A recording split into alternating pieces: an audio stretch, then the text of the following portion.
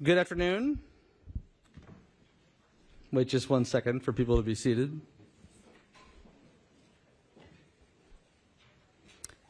Good afternoon. Thank you all for being here. Thanks to those of you who are here in person.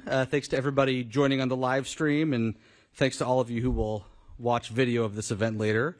I'm Michael Strain, the Director of Economic Policy Studies here at the American Enterprise Institute, and I'm honored to welcome Maros Sefcovic, European Commissioner for Trade and Economic Security, for a conversation about economic security, trade policy, and EU-U.S. cooperation. Among his many responsibilities, the Commissioner is responsible for continuing Europe's leadership roles in rules-based trade, managing and deepening the EU's trade partnerships around the world, including with the United States, and leading the European Commission's work on the strategic use of economic strategy tools, including standards for supply chains and security around foreign direct investment and outbound investments. This event is taking place at a time of deep angst for those of us who value the economic and security relationship between the United States and Europe. President Biden's industrial subsidies were a source of concern for our European allies. And as he did during his first term in office, President Trump is threatening our allies, including Europe, with tariffs. Moreover, at the time of this writing, President Trump and senior members of his administration have actively sought to distance the United States from European allies with respect to the war in Ukraine, the threat to Europe posed by Russia, and the rise of extremist political parties in some European nations. This context makes conversations like the one we are having today all the more important. Those of us who understand the importance of the relationship between the U.S. and Europe, the importance for peace and the importance for prosperity, need to work to shore up and strengthen that relationship.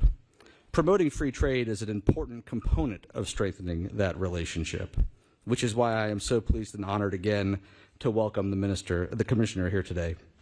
The run of show for this event is straightforward. After my remarks, the Commissioner will deliver his speech, followed by a conversation between him and my colleague, Stan Voiger, which in turn will be followed by questions from the audience. Dr. Stan Voiger is a senior fellow at the American Enterprise Institute. He is also an affiliate of Harvard's Center for American Political Studies and a fellow at the IE School of Politics, Economics, and Global Affairs, in addition to being a visiting lecturer in economics at Harvard. Maros Sefcovic is European Commissioner for Trade and Economic Security, Interinstitutional Relations, and Transparency. He has previously held other senior positions at the European Commission. From 2004 to 2009, he was the permanent representative of Slovakia to the EU, and from 1999 to 2002, he was the ambassador of Slovakia to Israel. Please join me in welcoming the Commissioner to the podium.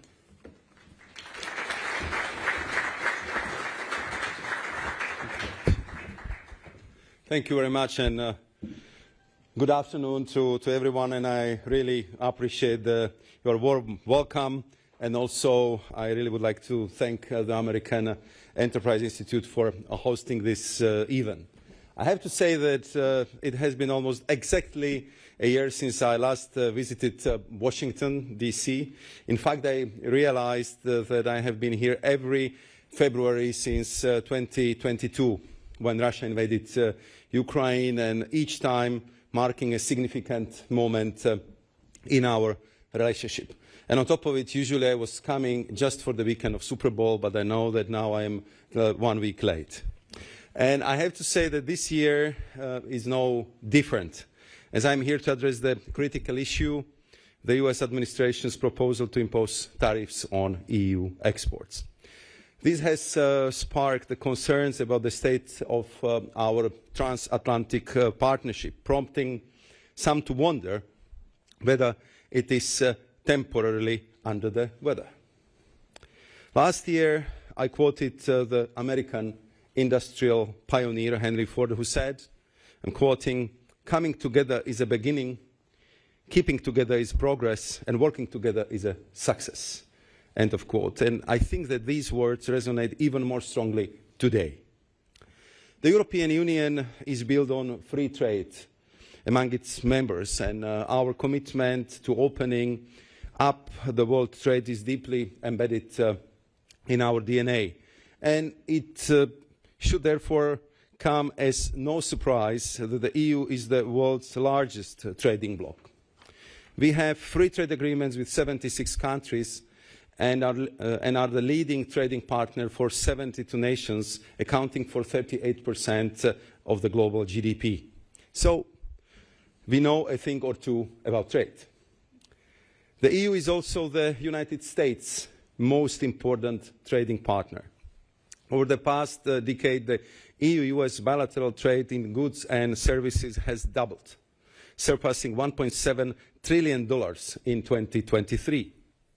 Put simply, the EU-U.S. economic relationship is the largest in the world.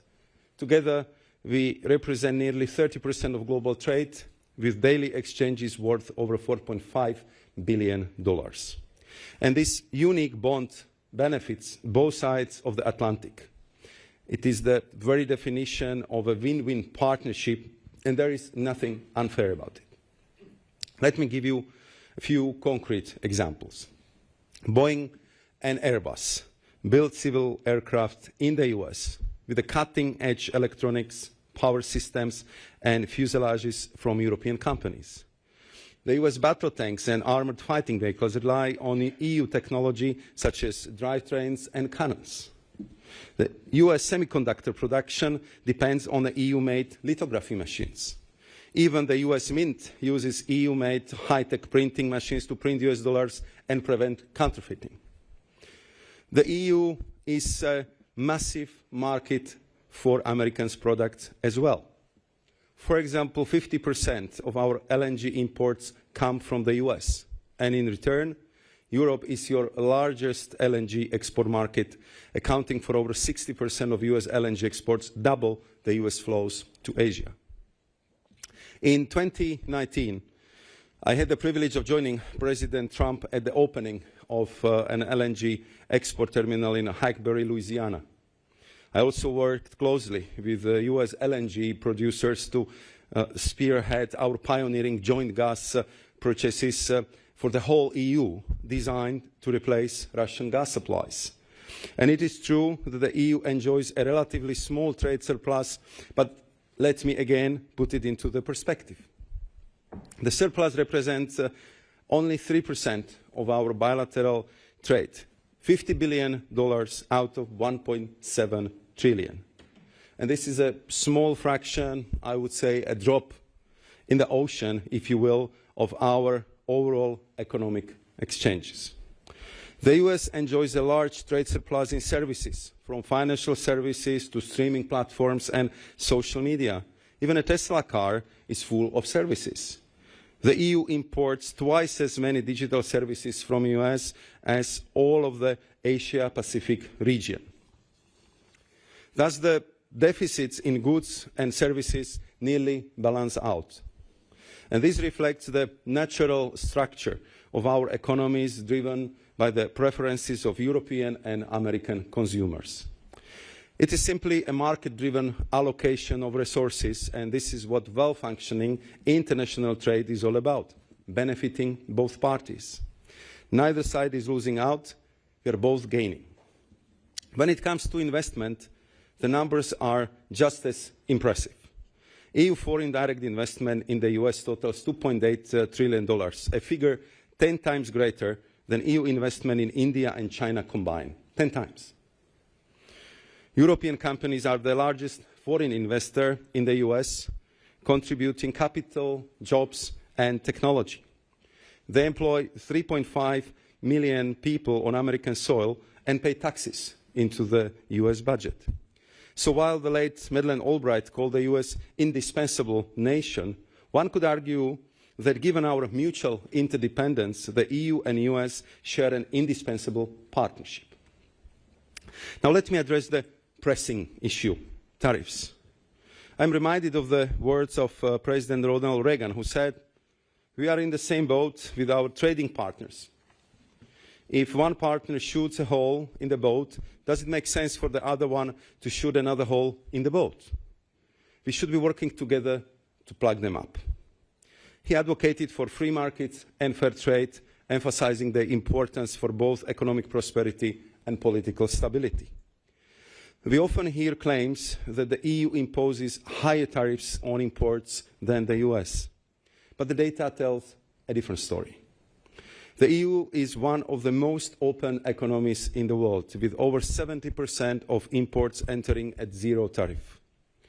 With regards to EU-US trade relations, the overall picture is very balanced, providing a robust level playing field for businesses on both sides of the pond. The average EU duty on US goods is 0.9%, whereas EU exports to the US face an average tariff of 1.5%. For certain products, the level of duties varies, but tariff peaks exist on both sides. For example, the EU has a peak tariff on cars, while the US has a peak on trucks. In some sectors, US tariffs are higher. For example, US agri-food products face a 3.5 tariff when entering the EU, while EU agricultural products are subject to 5.7% tariff in the US. So given these facts, the EU sees no justification for sudden unilateral tariff increases by the US. Our businesses rely on economic stability, predictability, and certainty on both sides of the Atlantic. If the US imposes tariffs on EU products, it would create unnecessary barriers to European exports, harming businesses and workers on both sides. Therefore, to protect European interests, we will have no choice but to respond firmly and swiftly. But we do hope to avoid this scenario, meaning the unnecessary pain of measures and countermeasures, and remain committed to constructive dialogue. That is why I'm here this week. One more paraphrasing of Ronald Reagan. Commerce is not a warfare. It is an economic alliance benefiting both countries, and the peaceful trading partners are allies, not enemies. So the EU remains convinced that the free and fair trade is worth fighting for. And in this context, we'll continue to shape our own destiny. With a clear plan and clear sense of urgency, the EU is focused on unleashing the potential of our economy. First, competitiveness is front and center in these efforts. We plan to increase the production within the EU, and this goes both for energy-intensive industries and clean tech sectors. There are no electric cars without steel and without batteries, while there are no batteries without chemicals or processed critical minerals. It's as simple as that. Second, the trade remains at the core of our alliances. We are actively expanding our network of trade agreements, most recently updating our relationship with Switzerland, finalizing EU-Mercosur partnership, modernizing EU-Mexico trade agreement, and relaunching negotiations with Malaysia. We are also pursuing negotiations with India, Indonesia, Thailand, and the Philippines, while exploring opportunities with the Gulf countries. Overall, we see clear momentum. In uncertain times, many countries seek continuity, stability, and predictability in their trade partners, and they turn to us. Third, our openness does not mean we will not protect our interest and our European market when necessary. Make no mistake, as we expand our trade network, we also invest considerable thought, time, and effort into strengthening our trade defense instruments and enhancing our toolbox for economic security. For instance, we have the anti-coercion instrument to protect the EU from economic coercion by third countries. The range of countermeasures is broad and can be deployed swiftly, including import and export restrictions, limitations on access to the EU market, and more. We are also revising our foreign direct investment screening regulation to help us address risks to the EU security and public order. We are taking steps to prevent EU outbound investments, such as in semiconductors, artificial intelligence, and quantum technologies, from negatively impacting the economic security of the European Union by ensuring that key technologies and expertise do not fall in the wrong hands. With all these steps, we are sending a clear signal to our industries and to our allies that the EU is an excellent place to do business, and we want the businesses to thrive. And by the way, the signal is not only for EU businesses, Europe is open for America trade and investment, and we believe that we have a very attractive offering to help your fantastic companies expand, creating American jobs and American wealth. I will be making this point to my American counterparts when I meet them later today. The EU is interested in making deals that foster fairness, burden sharing, and mutual benefits. And to conclude, it's worth reiterating that the transatlantic bond is the most natural for us. I firmly believe that it makes sense for both the EU and the US to work together to strengthen this relationship and expand into new areas. So let's continue to make our trade and investment relationship one of a kind, truly unique on the global stage, great. As you say here in America, if it ain't broke, don't fix it. Thank you very much.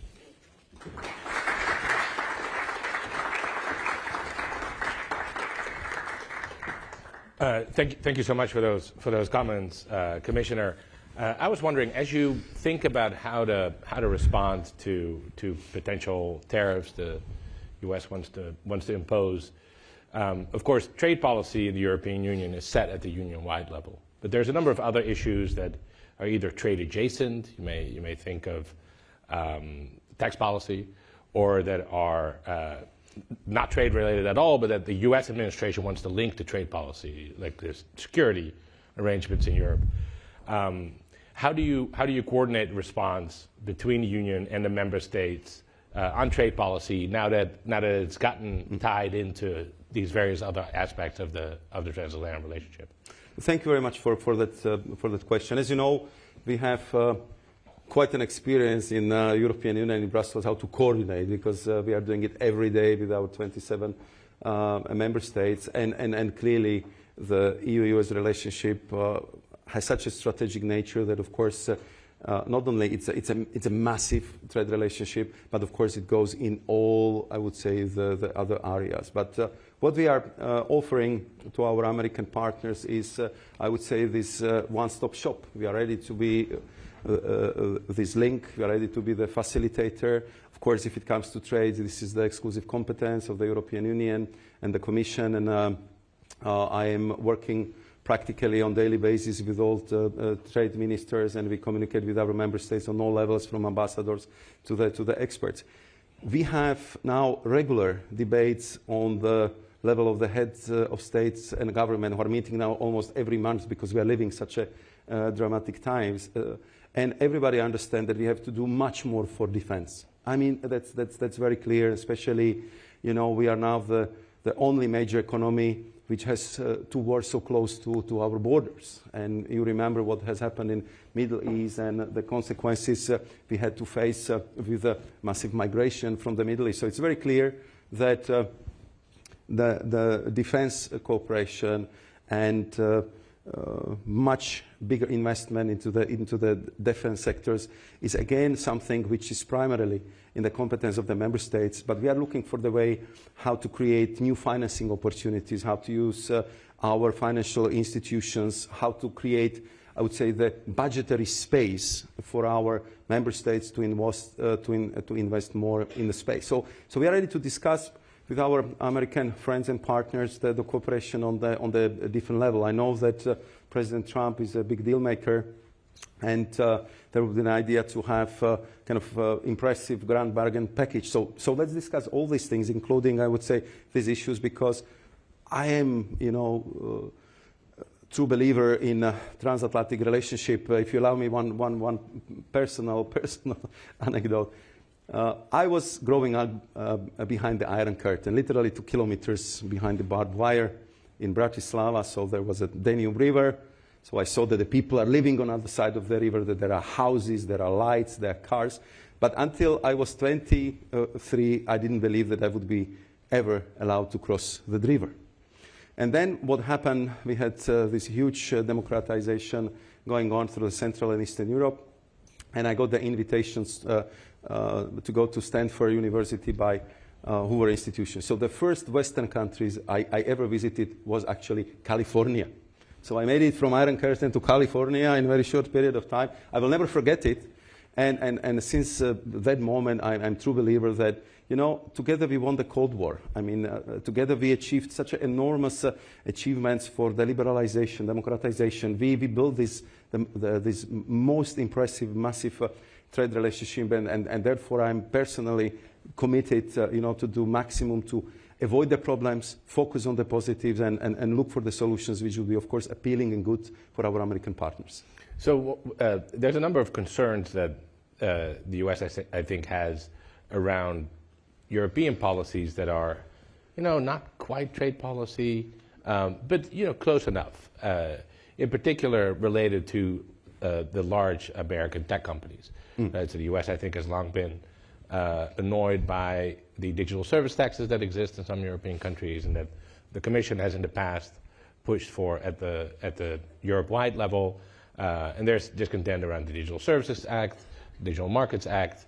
Are those areas that you are thinking about drawing into the negotiation process as well? We are ready to of course, have a dialogue on this and to talk about the big tech. Just again, to put it a little bit into the perspective. And I was looking about, I would say, the big tech companies from US. Most of them have more clients in Europe than in US. And if you look at the revenue, so it's between 30 to 50% of the revenue is generated in the European Union. And these rules, which you just highlighted, they really do not have a discriminatory nature. They are not aimed at the US big tech, because if you are talking about, you know, these rules, first one is clearly aimed to make sure that we would protect the small guys from the big guys, that we will not allow them, I would say, super dominance on the market, which would suppress the innovation and which would make the small companies simply not competitive. And I think that this was very clearly also the position which I felt was presented by the American Vice President Vance when he was at the AEI summit in Paris. And I would say the second rule is clearly aimed at protecting our minors, protecting the free speech. So if you see that there is, you know, the child pornography spreads through the platform, and you are getting into the discussion with the platform to do something about it, you do not have the response. So then I think that we have the moral and legal obligations to take action. And the last point I would mention, because this was about the digital service tax, there I think it's also very important to remind that we've been working very closely with the United States on the OECD-driven business, because we wanted to have a global solution to this problem. More or less to respect the rule that the taxes should be paid on the territory where the revenue and profit is generated. And there, I think that we had That's not how we do it in other industries, though, right? We normally. I mean, what we wanted to avoid was to simply create some possibility for the new modern tax havens or some kind of so-called tax optimization, where especially the big companies can simply avoid to pay any taxes. That was the motivation behind that. But we understand that this is something what the U.S. administration wants to discuss, to get the more details, and of course we're prepared for the dialogue. So now imagine, you know, let's hope everything works out this week, and then, you know, we have a free, and then we sign a EU-U.S. free trade agreement next week. But imagine that doesn't happen. Right, you're going to retaliate. How do you think about that retaliation? Of course, many economists will say, you know, the retaliation also involves harms to your own consumers, to your own businesses. Last time, the EU pretty specifically targeted exporters in Wisconsin and Kentucky because they were seen as being represented by influential politicians in the U.S. In that similar vein, have you thought about targeting, say, specific senior advisors of the U.S. president and their companies? No, we are not. Honestly, we are not there yet, because I'm really honored, privileged, and I will present my thanks to the Secretary of Commerce, Mr. Latnik, I think in 1 hour time, that I'm actually his first official guest, because I think he was confirmed yesterday evening. Yep. So I wanted to make sure, we had the first video call last week, that I wanted to be here immediately when it's possible. The first day when it's possible is today. I'm here, and I'm here because I want to avoid this lose-lose scenario. I want to avoid this unnecessary pain, and we are ready to get into this, I would say, positive negotiations. And I hope we'll get there. I mean, to do my job, you have to be eternal optimist. I am, because sometimes really things look very, very difficult. I was also, and I'm still responsible for the post-Brexit negotiations. So I know that sometimes it's very difficult before it gets better, but usually it gets better if you have two committed partners, and I believe that this would be the case also for both of us.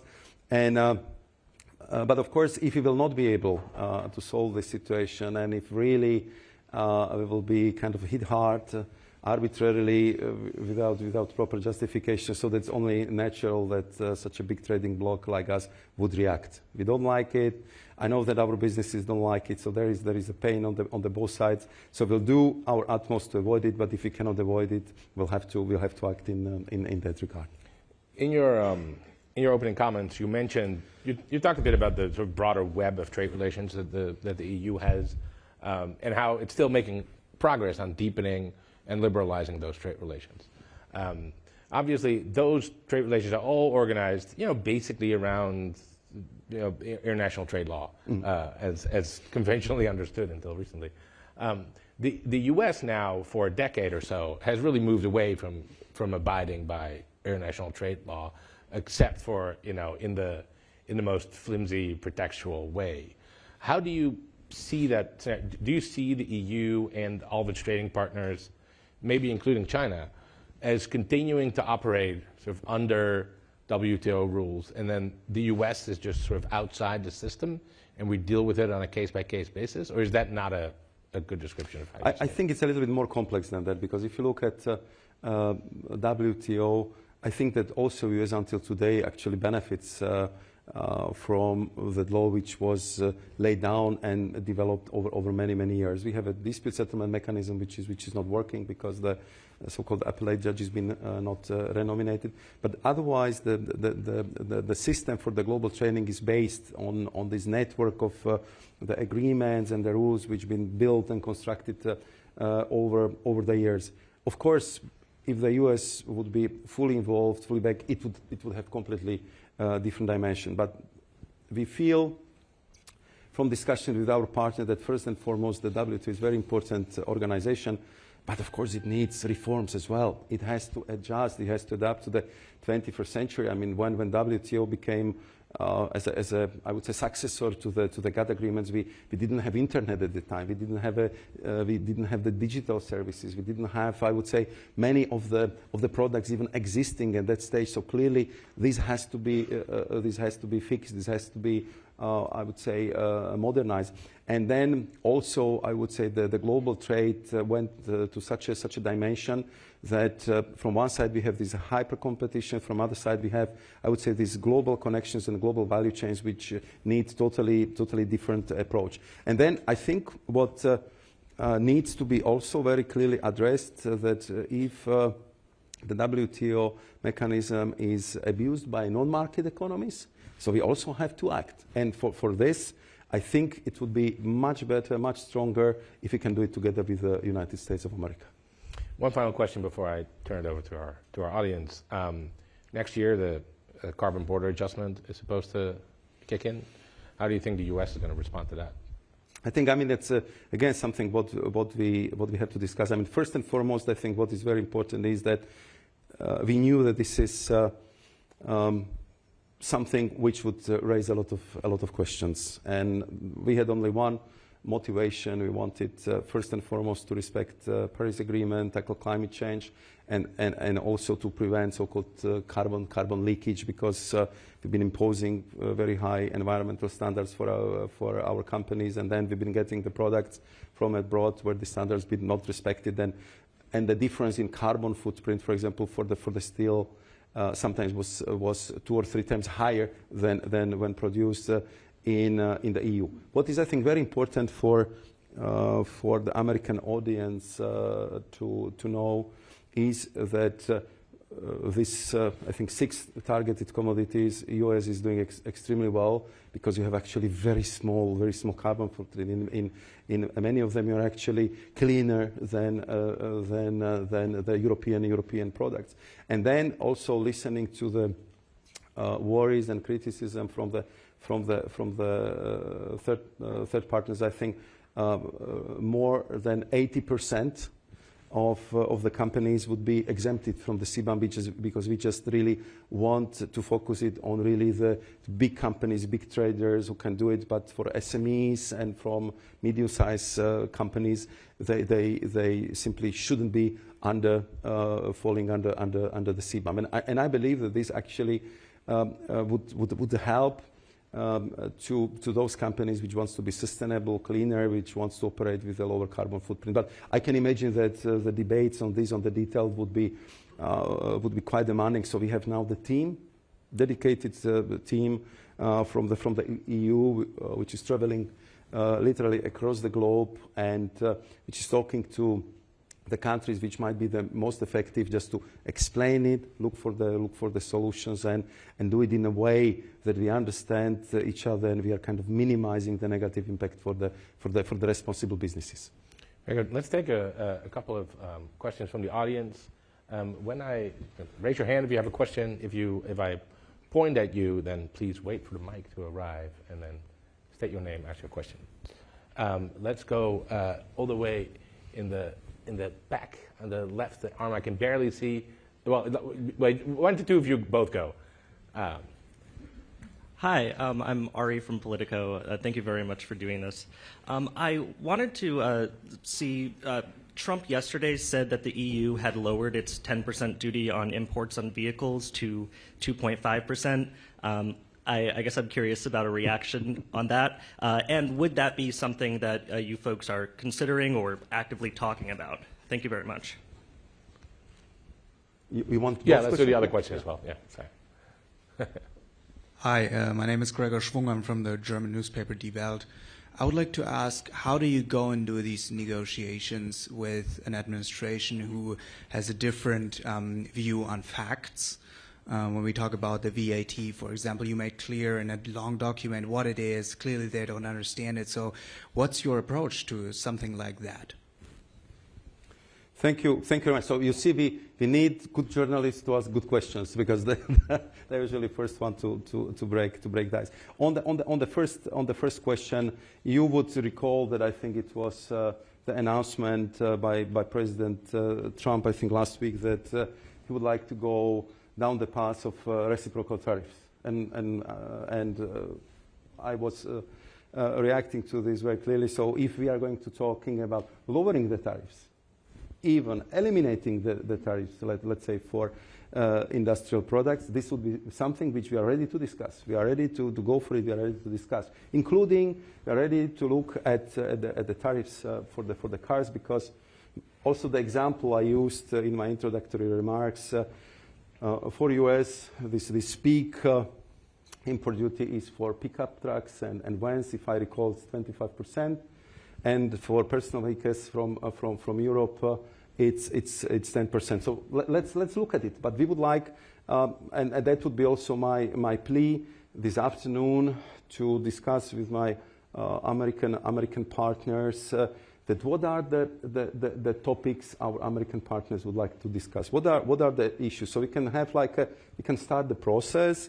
We can discuss it item by item and look for the common solution in some, I would say, solid package. So that would be, I would say, my request and my plea with my counterparts. And if it comes to the second question, look, we have two very massive economies, and when I was looking at our Eurostat figures, so this is the European Statistics Office, and American Statistics Office, you might have a situation that you have slightly different figures. There might be different methodology, there might be a different approach, but again, it's up to us, and it's I would say responsibility of our experts to figure out what is the baseline, what are the figures we can agree upon, because once you know the problem, once you're able to measure it, then you know how to address it.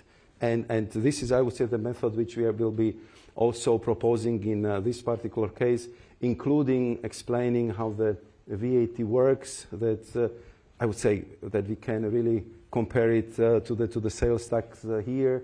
It's paid by the consumers. It's never paid by the businesses, because businesses are getting reimbursed.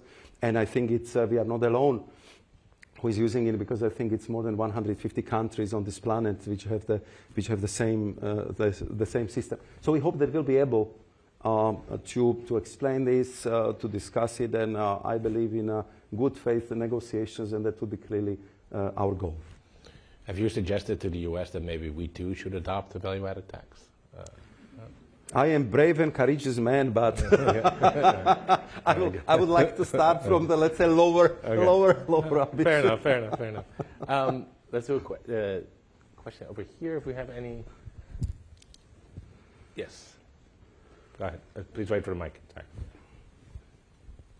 Hi, Barbara Noordermeer of the Dutch Financial Daily. Thank you so much for your time. I was wondering what result of your visit this week will have you travel back to Europe, relieved, confident, excited maybe even, back to Europe, and how far or how close to that are you? That's a very good question, but I think I'll be able to tell you tomorrow. I think we planned the press conference, I think tomorrow morning. I'm looking at 9, I think. So then I will be able to share the impression from the meetings which we have, I would say, the whole afternoon today. So that would be the time to ask this question. I will do my best to give you the answer. But of course, there is enormous interest in this visit, in our discussion, because I mean, I would say that our trade relationship is so big that if one of us sneezes, the rest of the trading world might get pneumonia. So I think we have to be very, very responsible how we deal with each other and how we deal with this artery of the global trade. I mean, it's more than 30% of trading is done just between two of us, and I know that almost straight from the plane when I will be back in Europe, we go to meet our member states and discuss further steps, because this is really like one of the top priorities, how to deal with these issues, how to deal it constructively. The US is our closest ally. We have a lot of things on the global agenda to deal with, and we definitely want to have a good and constructive partnership and relationship with US. I think we have time for one more question before I need to let you go, so you can go to the White House. Unless someone immediately raises his arm. Oh, there we go. You're getting his question, not mine. Yeah. Hello, Henry from AEI. A question about the upcoming German elections. So that's obviously next Sunday. With Germany being like Europe's largest economy, do you see there being any large consequence, a big directional change on part of the EU? I think that if you look at the well-established parties, of course, I'm following also personally very, very closely. I mean, we are working on many projects in very tight way with Germany, with the German government. Of course, the Christian Democrats are extremely well represented in the European Parliament. They are the leading forces. So I think that I have a solid understanding about the key parties in Germany. So I'm absolutely convinced that the next coalition government, because this is what is the most probable result, will be absolutely pro-European, would be very strong on defense, would be very strong on reforms in the European Union, would be very pushy or on lowering administrative burden, will be very tough on cutting red tape, and would have very clear expectations how to handle better the issues linked with migration, and how to make sure that European Union as such is acting much faster, is more agile, and simply corresponds to these very, very dynamic times we are living in. Of course, as you see, everywhere the political situations is quite polarized. It's my personal observation. Sometimes I have a feeling that we still didn't manage to adapt the traditional, say, democratic instruments to this fast-paced politics generated by the social media. But I'm sure we'll learn it. We find a way how to do that, and it would be in the end for the benefit of the democratic functioning. Awesome. Thank you so much. Well, with that, Commissioner, thank you so much for coming to AEI. Welcome back anytime. Good luck. You. Good luck later today. Thank you. Thanks a lot.